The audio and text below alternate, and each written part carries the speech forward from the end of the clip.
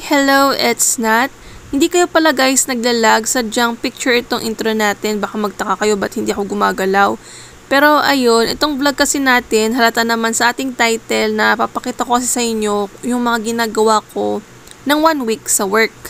Bali na sa laboratory pala ako, hindi ko na lang sabihin kung saan ako nag-work, tsaka kung anong position ko sa laboratory. Pero syempre kapag nasa laboratory ka, naghahawak ka ng mga chemicals.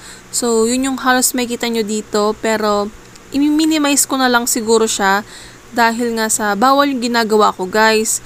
Pero dahil gusto ko siyang i-vlog for memories. So yun yung purpose ko rin dito. So ayun, kung sakaling alam nyo kung saan ako nag-work, huwag nyo na lang i-comment guys kung saan para iwas issue na lang din dahil nga sa alam ko naman din sa sarili ko na mali ang pag-post kung anong nangyari sa work. So ayun, pakita ko na sa inyo guys ang iba ko pang clips for today. Uunahan ko na kayo guys, pwede kaming kumain sa loob ng laboratory, basta doon kami sa pantry kakain. Pagkatapos kumain, kami ay nag-experiment.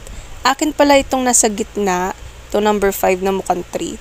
Basta't ayun guys, nag-experiment kami hanggang dito. Maraming proseso itong ginagawa namin experiment, pero ayan, ang cool diba? May magnet pala yan sa loob, yan yung magnet, yung maliit. Tapos, binigyan pala kami ng oat choco. Ayan, pinamimili kami kung ano gusto namin. Hindi ko na na-videohan yung mga kinain namin ng tanghalian. Pero, ayan, meron kaming dessert na pakwan. Sa hapon naman, pumunta muna ako sa clinic para bumili ng mga gamot ko for menstruation dahil irregular ako. So, hanggang dun lang ang aking sasabihin na information tungkol sa aking mga gamot. Masasabi ko na sobrang dami niyan. Diba, ang dami. Tapos itong papakita ko sa inyong next guys, mga vitamins ko naman yan. So, okay lang naman yun. Good morning guys! Wala pala si Lola ngayong araw na ito. Kahit na madaling araw, pansin nyo. Dahil nandun siya sa hospital. Sinamana niya sila Lola Tita dahil na-hospital si Lolo Bert. Kaya hinanda ko na yung mga kakainin ko sa tanghali tsaka breakfast ko syempre. Nandito pala ako ngayon sa kanto namin. Naghihintay ng shuttle. Mga 6:24 na yan oras. Maya-maya darating na rin sila niyan, yung shuttle na sasakyan ko.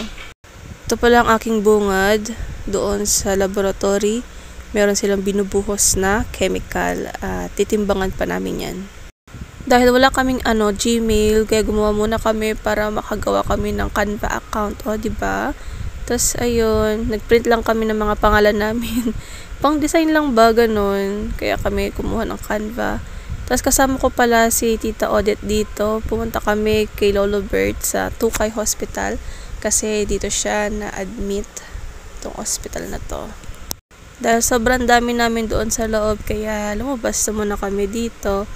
Ito yung itsura sa bandang likod ng hospital. Meron silang upuan dyan kaso dito na lang kami sa ramps.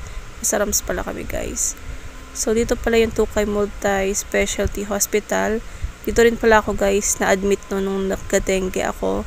Tsaka dito rin ako nagpapacheck up kapag may lagnat and all. Tapos bumili pala ako dito ng ube cheese desal. Kasi nagugutom na ako guys. Ayan siya.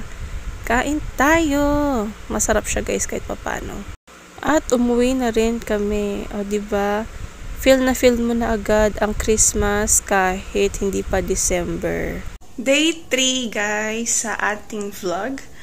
So, ang oras ngayon ay 6:09 and gusto ko pala pakita sa inyo ang aking mga gamit. And kasama ko ang aking baby, si Cleo. So, ayun. Pakita ko sa inyo guys ang aking lunchbox. Ito ang aking ginagamit noon pa. And then, yung bag ko, pakita ko sa inyo, mag-bag raid tayo. Meron tayong guest for today, si Syla. So, ayan nga yung lunchbox ko. At ito ang aking ginagamit na bag. Ayan. Ito, bigay lang to nung lola namin. So, dinikit ko na lang siya dito, itong angel. Tapos, ayan nga yung laman. Bali, meron siyang 2 packets na walang zipper. So, nandito ang face mask and napkin. Sanitary napkin, ganyan. Tapos, hand cream. Tapos, ininom kong gamot. Nandito rin ang alcohol ko. And also, tissue. Yan yun. Tapos, dala ko rin ang aking charger. Mga notebook, ayan. Nandito. Tapos, nandyan din ang aking, hindi halata, ayan. Eto guys, nandito ang aking toothpick and band-aid. Tapos, nandito rin ang aking dalawang wallet. Sa labas naman, ayan. Nandito yung aking journal din. Ayan. Tsaka, ayan. Dito, vaccine card lang yan, yung mukhang wallet. And, pencil case. Sa gilid naman, imbis na dito ko nilaging aking tubig, nandito ang aking umbrella, tsaka ballpen and power bank. Pumunta na rin ako sa kanto. Kasama ko pala dito si Lola. Kala nga niya picture, o diba? Bongga. Kaya natawa ako dyan eh. Tapos, ayan, malapit na ang shuttle. Kaya babay na guys. Tapos marami kaming kinakain dito sa pantry, o diba? Umaga kasi guys, kaya kain tayo. Tapos hindi na mawawala, syempre, ang experiment. Ayan ulit. Oh, diba? Ang cute. Tapos ito ulit ang ating magnet. Tapos pala, binigay na pala dito sa amin yung contractor's pass. O, diba? Ang fresh ng lola nyo dito sa ID niya. Ay, sa contractor's pass niya.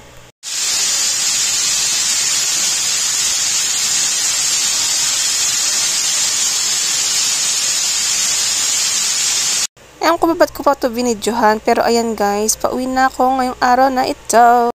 Day 4 na natin, 6:23 AM. Ako ay naghihintay na dito ng shuttle. Balik, di ko nakasama doon si Lolo.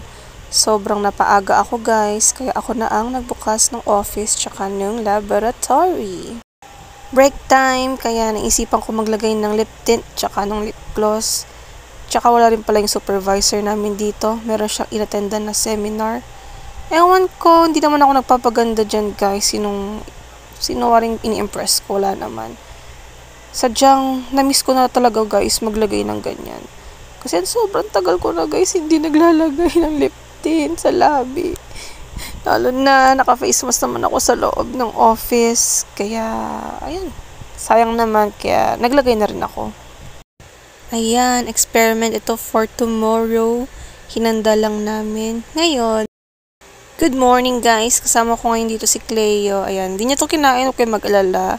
Ito ang aking breakfast, boiled egg, tsaka mga luncheon meat and tinapay. Ewan ko, pero wala akong ganong kumain ng kanin sa umaga. And as usual guys, 6:31, naghihintay ako ng shuttle dito sa kanto. Kala ko nga late na ako, pero hindi naman.